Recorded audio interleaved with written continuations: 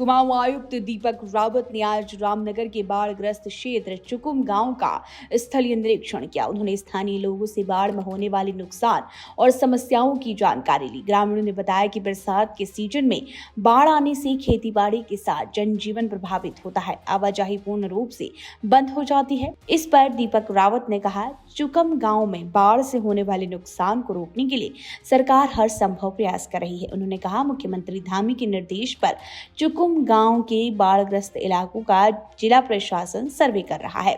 निरीक्षण के दौरान उन्होंने बताया कि चुकुम गांव के एक छोर में नदी बहती है, जबकि दूसरे छोर में पहाड़ है। इस कारण गांव में बाढ़ की स्थिति बनी रहती है। साथ ही इससे स्थानीय लोगों को परेशानी का सामना करना पड़ता है और खेती बाड़ी भी प्रभावित हो रही है। बताया कि बाढ़ की रोकथाम के लिए सिंचाई विभाग ने आपदा प्रबंधन के तहत योजना बनाई है। इसके तहत आदि काम करे जाएंगे ताकि बाढ़ का पानी गांव को प्रभावित नहीं कर सके।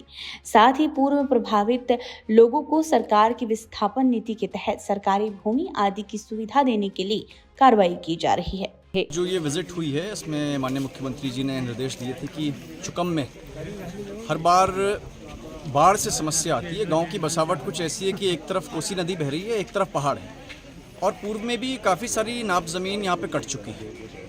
आज गांव का विजिट किया गया है। इसके दो पर्पज़ हैं। एक तो इरिगेशन डिपार्टमेंट ने यहाँ पे डिज़ास्टर मिटिगेशन के तहत एक योजना बनाई है, जिसमें कुछ पोर्शन में प्रोटेक्शन वॉल हैं, कुछ में एप्रन्स हैं, कुछ में स्टड्स हैं और उनको बना के बाढ़ का जो पानी है नदी का, वो गांव की तरफ ना कट के बीच बीच में रहे। एक तो ये है।